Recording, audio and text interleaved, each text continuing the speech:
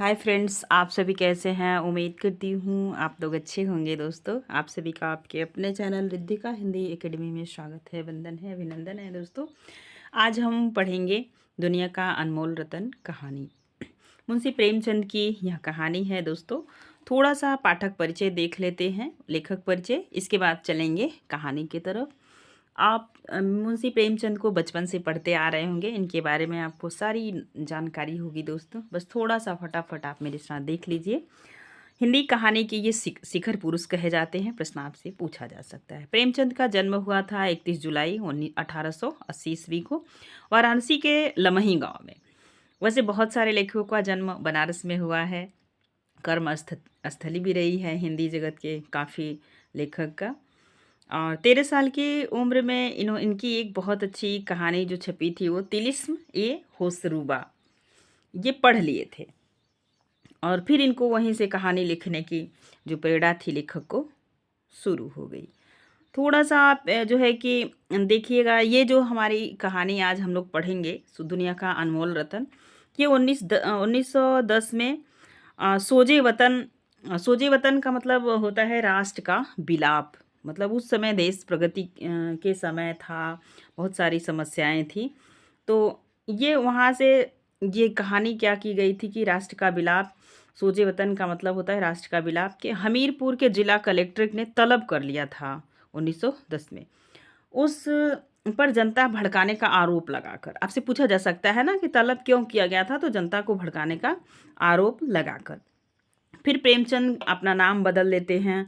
उसके बाद फिर वो धनपत राय के नाम से लिख रहे थे, और फिर इसके बाद उनका नाम हो जाता है मुंशी प्रेमचंद के नाम से वो लिखने लगते हैं। वो जो लिखते हैं ये नाम, आपसे पूछा जाता है किसने दिया, तो ये मुंशी दया नारायण निगम द्वारा इनको प्रेमचंद नाम दिया था। पहले इनका नाम धनपत राय था। दोस्तों, और आगे चलेंगे तो आप देखेंगे कि यह कहानी की जो इनकी यात्रा रही लेखक की, दो रूपों में पाई जाती है।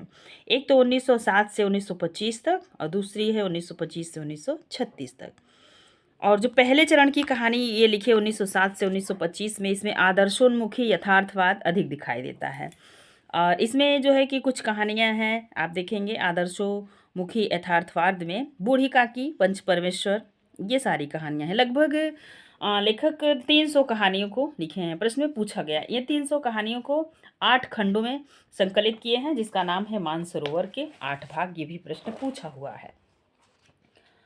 आगे आप देखेंगे तो बहुत सारे नाटक ये लिखे, लगभग कुल 15 उपन्यास लिखे हैं, 300 कहानियाँ लिखे हैं, 3 इनके बहुत महत्वपूर्ण नाटक हैं, 10 अनुवाद है, 7 बाल पुस्तकें तथा इनके जो संपादकीय पत्र थे।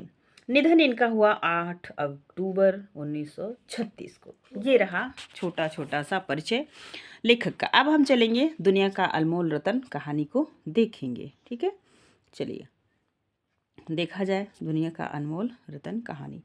दिलफिगार एक कटीले पेड़ के नीचे दामन चाक लिए बैठा हुआ खून के आंसू बहा रहा था। वह सौंदर्य की देवी यानी मलका दिल फरेब, ये देख रहे हैं, दिल फरेब उसकी महिला का नाम है, और दिल फरेब वो पुरुष है। याद रखिएगा दोनों चीज, दिल फरेब। आप चलते हैं आगे। दिल फरेब का सच्चा और जान देने वाला प्रेमी था, उन प्रेमियों में नहीं जो एक इत्र फुलेल में बहकर शानदार कपड़ों से सजकर आशिक के वेश में मासूकियत का दम भरते हैं, बल्कि उन सीधे साधे भोले भाले फिदाइयों में जो जंगल और पहाड़ों से सर कट टकराते हैं और फरियाद मचाते रहते हैं। दिल फरेब ने उसे कहा था कि अगर तू मेरा सच्चा प्रेमी है तो जा और दुनिया की सबसे अनमोल चीज़ लेकर मेरे दरबार में आ, तब मैं तुझे अपनी गुलामी में कबूल करूँगी।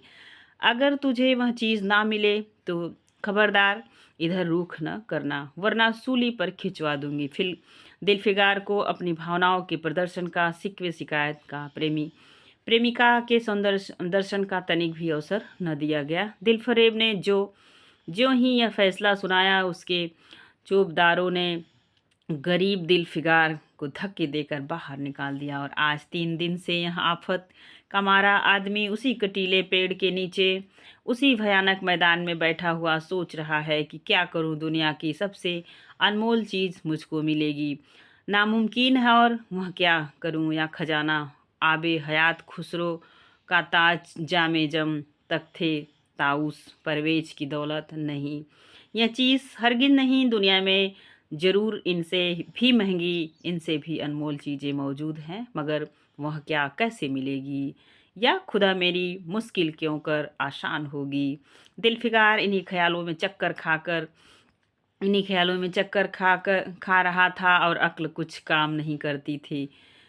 मुनीर शामी को हातिम सा मददगार मिल गया। ये काश कोई मेरा भी मददगार हो जाता, ये काश मुझे भी उस चीज़ का की सबसे दुनिया का सबसे देखिए एक मिनट, काश मुझे कोई चीज़ मिल जाती। किस्म की चीज़ है, मैं घड़े बराबर मोती की खोज में जा सकता हूँ। यहाँ पे थे हम, सॉरी। ये काश कोई मेरा भी मददगार हो जाता, ये काश मुझे भी उस चीज़ का जो दुनिया की सबसे बेशकीमती चीज़ है नाम बतला दिया जाता, बला से वह चीज़ हाथ ना आती, मगर मुझे इतना तो मालूम किस्म हो जाता कि वह किस किस्म की चीज़ है। मैं घड़े बराबर मोती की खोज में जा सकता हूँ। मैं समुंदर का गीत, पत्थर का दिल, मौत की आवाज़ और उनसे भी ज़्यादा बेनिशान चीज़ों की तलाश में कमर कस सकता हूँ, मगर दुनिया की सबसे अनमोल चीज़ ये मेरी कल्पना की उड़ान से बहुत ऊपर है। आसमान पर तारे निकल आए थे। दिलफिकार यकायक खुदा का नाम लेकर उठा और एक तरफ को चल खड़ा हुआ। भूखा प्यासा, नंगे बदन, थकन से चूर, उन बहसों बिराओं और आबादियों की खाक छानता फिरा। तलवे कांटों से छलनी हो गए, शरीर में हड्डियां ही हड्डियां दिखाई देने लगी, मगर वह चीज़ जो दुनिया की सबसे बेशकीमती चीज़ थी न मिली, और न उसका कुछ निशान मिला। एक रोज वह भूलता भटकता एक मैदान में जा निकला, जहाँ हजारों आदमी गोल बांधे खड़े थे। बीच में कई अमामे और चोंगे वाले ढड़ियल काजी अफसरी शान से बैठे हुए आपस में कुछ सलाह मशविरा कर रहे थे, और उस जमात से जरा दूर पर एक सूली खड़ी थी। दिलफिकार कुछ तो कमजोरी की वजह से और कुछ यहाँ की कैफियत देखने के इरादे से ठिठक गया। क्या देखता है कि कई लोग नंगी तलवारें लिए एक कैदी को, जिसके हाथ पैर में जंजीर थी, पकड़े चले जा रहे हैं। सूली के पास पहुंचकर वह सिपाही रुक गए और कैदी की हथकड़ियाँ बेड़ियाँ सब उतार ली गई।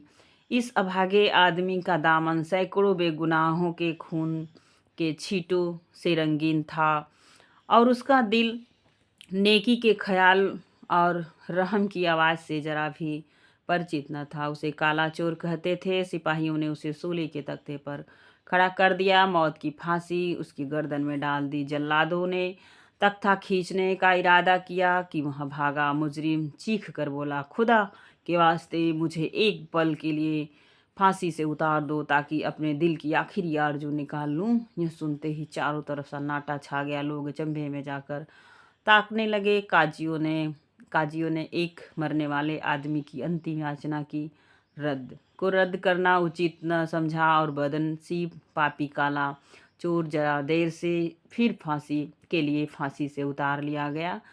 इसी भीड़ में एक खूबसूरत भोला भाला लड़का एक छड़ी पर सवार होकर अपने पैरों पर उछल उछल फर्जी घोड़ा दौड़ा रहा था, और अपनी सादगी की दुनिया में ऐसा मगन था कि जैसे वह इस वक्त सचमुच अरबी घोड़े की सह सवार है। उसका चेहरा उस सच्ची खुशी से कमल की तरह खिला हुआ था, जो चंद दिनों के लिए बचपन ही में हासिल होती है और जिसकी याद हमको मरते दम तक नहीं भूलती। उसका दिल अभी तक पाप की गर्द और धूल से अछूता था, और मासूमियत उसे अपनी गोद में खिला रही थी। बदनसीब काला चोर फांसी से उतरा। हजारों आंखें उस पर गड़ी हुई थी। वह उस लड़के के पास आया और उसे गोद में उठाकर प्यार करने लगा। उसे इस वक्त वह जमाना याद आया जब वह खुद ऐसा ही भोला भाला, ऐसा ही खस बखुर्रम और दुनिया की गंदगियों से ऐसा ही पाक साफ था। माँ गोदियों में खिलाती थी, बाप बलाए लेता था, सारा कुनमा जान न्यौछावर करता था। आह काले चोर के लिए दिल पर इस वक्त बीते हुए दिनों की याद का इतना असर हुआ कि उसकी आंखों से जिन्होंने दम तोड़ती हुई लाशों को तड़पते देखा और झपकी आंसू का एक कतरा टपक पड़ा। दिलफिकार ने लपक कर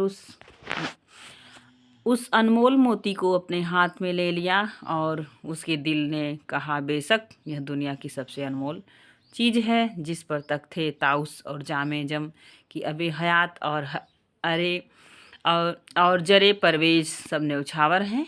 इस ख्याल से खुश होता कामयाबी की उम्मीद में सरमस्त दिलफिकार अपनी मासूका दिल फरेब के शहर मीनो सवाद को चला। कहाँ चला? तो ये मीनो सवाद को, ध्यान दीजिएगा इस क्षेत्र को, मीनो सवाद को चला। मगर ज्यों-ज्यों मंजिल तय होती जाती थी उसका दिल बैठा जाता था कि कहीं उस चीज़ की जिसे मैं दुनिया की सबसे बेशकीमती चीज़ समझता हूँ, दिल फरेब की आँखों में कद्र न हुई तो मैं फांसी पर चढ़ा दिया जाऊँगा और इस दुनिया से नामुराद जाऊँगा। लेकिन जो हो सो हो, अब तो किस्मत आजमाई है। आखिरकार पहाड़ और दरिया तय करते शहर मीनो स्वाद में आप जा पहुंचा और दिल फरेब की ड्योढ़ी पर जाकर विनती की कि थकान से टूटा हुआ दिलफिकार खुदा के फजल से हुक्म की तालीम तामील करके आया है और आपके कदम चूमना चाहता है। दिल फरेब ने फौरन अपने सामने बुलावा भेजा और एक सुनहरे पर्दे की ओट से फरमाइश की, वहाँ अनमोल चीज़ पेश करो। दिलफिकार ने आशा और भय की एक विचित्र मन स्थिति में महबूब पेश की और उसकी सारी कैफियत बहुत पुरअसर लफ्ज़ों में बयान की। दिलफरेब ने पूरी कहानी बहुत गौर से सुनी और वह फेंट हाथ में लेकर जरा देर तक गौर करने के बाद बोली, दिलफिकार, बेशक तूने दुनिया की एक बेशकीमती चीज़ ढूंढ निकाली। तेरी हिम्मत और तेरी सूझबूझ की दाग देती हूँ, मगर यह दुनिया की सबसे बेशकीमती चीज़ नहीं है। इसलिए तू यहाँ से जा और फिर कोशिश कर, शायद अब की तेरे हाथ वह मोती लगे और तेरी किस्मत में मेरी गुलामी लिखी हो। जैसा कि मैंने पहले ही बतला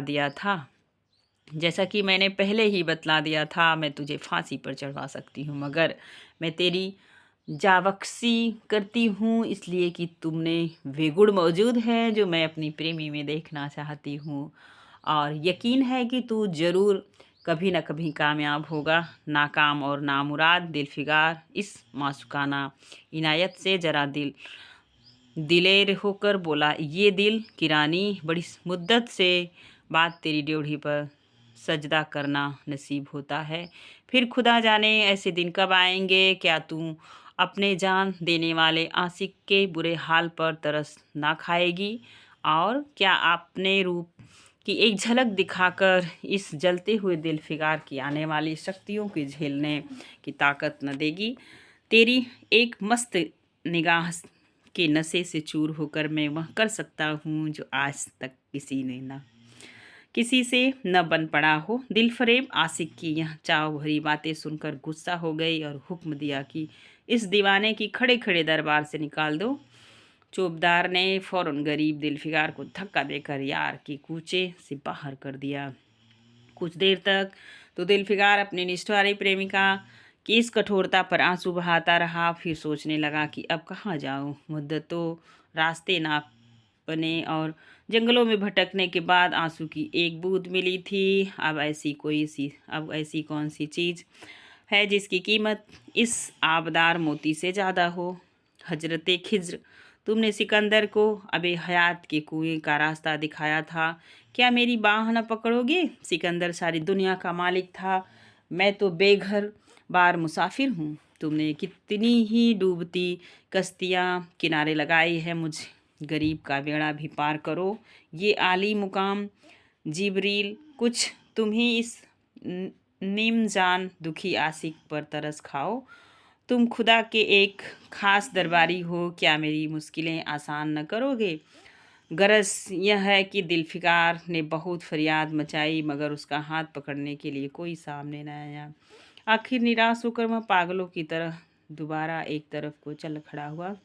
दिलफिगार ने पूरब से पश्चिम तक और उत्तर से दक्षिण तक इन्होंने चारों दिशाओं का भ्रमण किया, पूरब से पश्चिम और पश्चिम से दक्षिण, उत्तर से दक्षिण तक। कितनी ही जंगलों और वीरानों की खाक छानी, कभी फरबिस्तानी चोटियों पर सोया, कभी डरावनी घाटियों में भटकता फिरा, मगर जिस चीज़ की धुन थी वह न मिली। यहाँ तक कि उसका शरीर हड्डियों का एक ढांचा रह गया। एक रोज मैं शाम के वक्त किसी नदी के किनारे खस्ता हाल पड़ा हुआ था, बेखुदी के नशे में चौंका तो क्या देखता है कि चंदन की एक चिता बनी हुई है और उस पर एक युवती सुहाग के जोड़े पहने सुलहो श्रृंगार किए बैठी है। उसकी जांघ पर प्यारे पति का सर है। हजारों आदमी गोल बांधे खड़े हैं और फूलों की बरखा कर रहे हैं। यकायक चिता में से खुद ब खुद एक लपक उठी सती का चेहरा उस वक्त एक पवित्र भाव से आलोकित हो रहा था। चिता की पवित्र लपटें उसके गले से लिपट गईं और दम से दम में मफूला सा शरीर राख का ढेर हो गया। प्रेमिका ने अपने को प्रेम पर न्यौछावर कर दिया और दो प्रेमियों के सच्चे पवित्र अमर प्रेम की अंतिम लीला आंख से ओझल हो गई। जब सब लोग अपने घरों को लौटे तो दिल फिगार चुपके से वहाँ और अपने चाक दामन कुर्ते में एक राख का ढेर समेट लिया और इस मुट्ठी भर राख को दुनिया की सबसे अनमोल चीज समझता हुआ सफलता के नशे में चूर यार के कूचे की तरफ चला। अब की ज्यों ज्यों वह अपनी मंजिल के करीब जाता था उसकी हिम्मत बढ़ती जाती थी। कोई उसके दिल में बैठा हुआ कह रहा था, अब तेरी जीत है, और इस ख्याल ने उसके दिल को ज्यों ज्यों सपने दिखाए उसकी चर्चा व्यर्थ। आखिरकार वह शहर मनोस्वाद में दाखिल हुआ और दिल फरेब की ऊंची ड्योढ़ी पर जाकर खबर दी कि दिलफिगार सुर्खरू होकर लौटा है, हुजूर के सामने आना चाहता है। दिलफरेब ने जाबाज आशिक को फौरन दरबार में बुलाया और उस चीज़ के लिए जो दुनिया की सबसे बेशकीमती चीज़ थी हाथ फैला दिया। दिलफिगार ने हिम्मत करके उसकी चांदी जैसी कलाई को चूम लिया और मुट्ठी भर राख को उसकी हथेली में रखकर सारी कैफियत दिल को पिघला देने वाले लफ्जों में कह सुनाए और अपनी सुंदर प्रेमिका के होठों से अपनी किस्मत का मुबारक फैसला सुनने के लिए इंतज़ार करने लगा। दिल फरेब ने उस मुट्ठी भर राख को आंखों से लगा लिया और कुछ देर तक विचारों के सागर में डूबे रहने के बाद बोली, ए जान निछावर करने वाले आशिक दिल फिगार, बेशक यह राख जो तू लाया है, जिसमें लोहे को सोना कर देने वाली सिफत है, दुनिया की सबसे बेशकीमती चीज़ है, और मैं सच्चे दिल से तेरी सह एहसास मंद हूँ कि तूने ऐसी अनमोल भेंट की। मगर दुनिया में सबसे इससे भी ज़्यादा अनमोल कोई चीज़ है, जा उसे तलाश कर और तब मेरे पास आ। मैं तहे दिल मैं तहे दिल से दुआ करती हूँ कि खुदा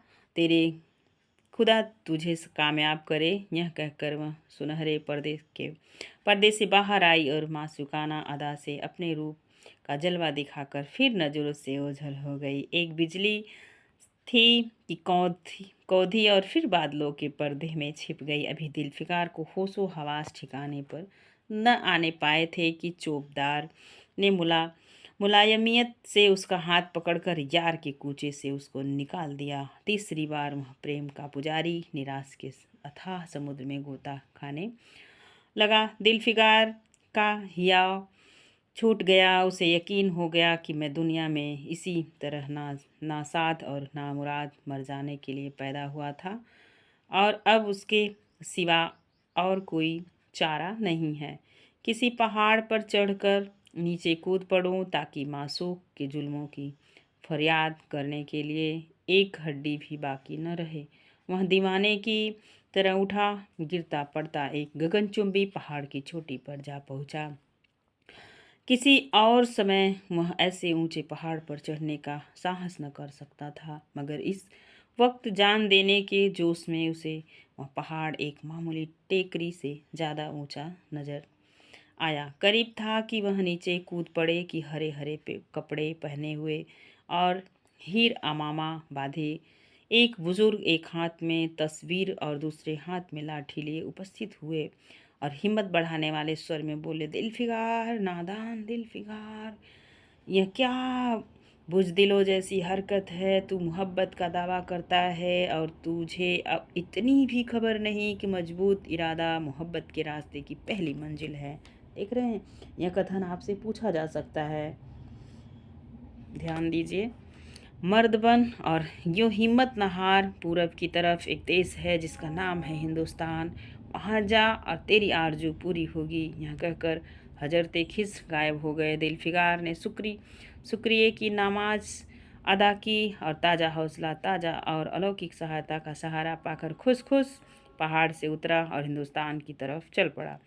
मुद्दतों तक कांटे से भरे हुए जंगल, आग बरसाने वाले रेगिस्तान, घाटियाँ, कठिन घाटियों और अलंघ्य पर्वतों को तय करने के बाद दिलफिकार हिंद की पाक सरजमीन में दाखिल हुआ। पाक सरजमीन का मतलब है जो है कि भारत और पाकिस्तान का सरहद। दाखिल हुआ और एक ठंडे पानी के सोते में सफ़र की तकलीफ़ें धोकर थकान के मारे नदी के किनारे लेट गया। शाम होते होते वह एक चड़ियल मैदान में पहुंचा, जहां बेशुमार अधमरी बेला लाशें बिना कफन से पड़ी हुई थीं। चील कौवे और वह वहर्षी मर्द मरीदे मरे पड़े थे और सारा मैदान खून से लाल हो रहा था। यह डरावना दृश्य देखने की दिलफिगार का जी दहल गया। या खुदा, किस मुसीबत में जान फंसी। मरने वाले का कराहना, सिसकना और एड़ियाँ रगड़कर जान देना, दरिद्रों की हड्डियों को नोचना, गोश्त के लोथड़ों को लेकर भागना, ऐसा हौलनाक सीन दिलफिकार ने कभी न देखा था। एकाएक उसे ख्याल आया, यह लड़ाई का मैदान है और यह लाशें सुरमा सिपाहियों की हैं। इतने में करीब से कराहने की आवाज़ आई। दिलफिकार उस तरफ फिरा तो देखा कि एक लंबा तमगा तड़गा आदमी, जिसका मर्दाना चेहरा जान निकलने की कमजोरी से पीला हो गया है, ज़मीन पर सर झुकाए पड़ा हुआ है। सीने से खून का फवारा जारी है, मगर आबदार तलवार की मूठ पंजे से अलग नहीं है। दिलफिकार ने एक चिथड़ा लेकर घाव के मुंह पर रख दिया ताकि खून रुक जाए और बोला, ये जवां मर्द तू कौन है। जवां मर्द ने यह सुनकर आंखें खोली और बीरों की तरह बोला, क्या तू नहीं जानता मैं कौन हूँ? क्या तूने आज इस तलवार की काट नहीं देखी? मैं अपनी माँ का बेटा और भारत का सपूत हूँ। यह कहते कहते उसकी त्योरियों पर बल पड़ गया। पीला चेहरा गुस्से से लाल हो गया और आबदार शमशीर फिर अपना जौहर दिखाने के लिए चमक उठी। दिलफिकार समझ गया कि यह इस वक्त मुझे दुश्मन समझ रहा है। नरमी से बोला, हे जवां मर्द, मैं तो दुश्मन नहीं हूँ, अपने वतन से निकला हुआ एक गरीब मुसाफिर हूँ। इधर भूलता भटकता आ निकला। बराए मेहरबानी मुझसे यहाँ की कुछ कैफियत बयान कर। यह सुनते ही घायल सिपाही बहुत मीठे स्वर में बोला, अगर तू मुसाफिर है तो आ और मेरे खून से तर। पहलू में बैठ जा, क्योंकि यही 2 अंगुल ज़मीन है जो मेरे पास बाकी रह गई है और जो सिवाय मौत के कोई नहीं छीन सकता। अफसोस है कि तू यहाँ ऐसे वक्त में आया जब हम तेरा आतिथ्य सत्कार करने के योग्य नहीं हैं। हमारे बाप दादा का देश आज हमारे हाथ से निकल गया और इस वक्त हम बेवतन हैं, मगर पहलू बदलकर हमने हमलावर दुश्मन को बता दिया कि राजपूत अपने देश के लिए कैसी बहादुरी से जान देता है। यह आसमान जो लाशें तू देख रहा है, यह उन लोगों की है जो इस तलवार के घाट उतरे हैं मुस्कुराकर और गो की मैं बेवतन हूँ, मगर गनीमत है कि दुश्मन की ज़मीन पर मर रहा हूँ। सीने के घाव से चिथड़ा निकालकर क्या तूने यह मरहम रख दिया? खून निकलने दे, इसे रोकने से क्या फ़ायदा? क्या मैं अपने ही देश में गुलामी करने के लिए ज़िंदा रहूं? नहीं, ऐसी ज़िंदगी से मर जाना अच्छा है, इससे अच्छी मौत मुमकिन नहीं।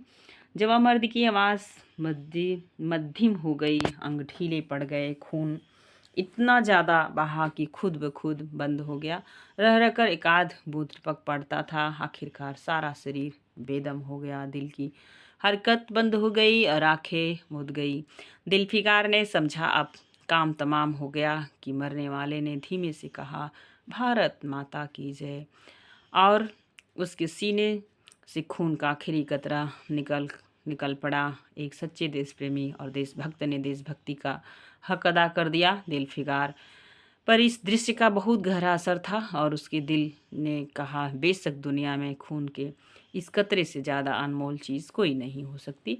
उसने फौरन उस खून की बूंद को उसके आगे यमन का लाल भी हेच है हाथ में ले लिया और लिए दिलेर राजपूत की बहादुरी पर हैरत करता हुआ अपने वतन की तरफ रवाना हुआ। शक्तियाँ झेलता आखिरकार बहुत दिनों के बाद रूप की रानी मलका दिलफरेब की दौड़ी पर जा पहुंचा और पैगाम दिया कि दिलफिकार सुरखरू और कामयाब होकर लौटा है और दरबार में हाजिर होना चाहता। दिलफरेब ने उसे फौरन हाजिर होने का हुक्म दिया। खुद हस्बे मामूल सुनहरे पर्दे की ओट में बैठी और बोली, दिलफिकार अब की तू बहुत दिनों बाद वापस आया है, ला दुनिया की सबसे बेशकीमती चीज़ कहाँ है। दिलफिकार ने मेहंदी रची हथेली को चूमते हुए खून का वहाँ कतरा उस पर रख दिया और उसकी पूरी कैफियत पुरजोश लहजे में कह सुनाई। वह खामोश भी न होने पाया था कि यकायक वह सुनहरा पर्दा हट गया और दिलफिकार के सामने हुस्न का एक दरबार सजा हुआ नजर आया, जिसकी एक एक नाजनीन जुलेखा से बढ़कर भी दिलफिकार हुस्न का यह तिलिस्म देखकर अचंभे में पड़ गया और चित्रलिखित सा खड़ा रहा कि दिलफरेब मसनद से उठी और कई कदम आगे बढ़कर उसके लिपट गई। गाने वालियों ने खुशी से गाने शुरू किए, दरबारियों ने दिलफिकार को नजरें भेंट की और चाँद सूरज की बड़ी इज्जत के साथ मसनद पर बैठा दिया गया। जब वह लुभावना गीत बंद हुआ तो दिलफरेब खड़ी हो गई और हाथ जोड़कर दिलफिकार से बोली, ये जानिसार आशिक दिलफिकार, मेरी दुआएं बर आई और खुदा ने मेरी सुन ली और तुझे कामयाब व सुरखरू किया। आज से तू मेरा मालिक और मैं तेरी लौंडी। यह कहकर उसने एक रत्न जड़ित मंजूसा मंगाई और उसमें से एक तख्ती निकाली जिस पर सुनहरे अक्षरों में लिखा हुआ था, खून का वह आखिरी कतरा जो वतन की हिफाजत में गिरे, दुनिया का सबसे अनमोल रतन। दोस्तों, यह कहानी बहुत मर्म भरी थी और आप समझ गए होंगे प्रेमचंद की यह कहानी क्यों जब्त कर ली गई थी, क्योंकि आप देख रहे हैं जो इन पर आरोप लगाया गया था कि ये जो है कि राष्ट्र का विलाप है और इसमें युवाओं को उत्साहित करने का आरोप लगाया था। दोस्तों, ये रही पूरी कहानी। आप को विश्वास दिलाती हूँ, यदि आप कहानी अच्छे से लास्ट तक पढ़े होंगे तो कहानी का मर्म और लेखक, पात्र, परिचय सारा चीज़ हम आपके समक्ष प्रस्तुत कर दिए। दोस्तों, यदि आपको वीडियो व्याख्यान पसंद आएगा तो प्लीज़ एक लाइक कीजिएगा और वीडियो कैसा लगा कमेंट के माध्यम से ज़रूर बताइएगा। आज के लिए बस इतना ही। फिर मिलेंगे नेक्स्ट वीडियो में और सारी कहानियाँ हम यूजीसी नेट में लगी हुई कहानियों को कवर कर रहे हैं और आप आगे कौन सी कहानियाँ पढ़ना चाहते हैं हमें कमेंट के माध्यम से बताइएगा। धन्यवाद।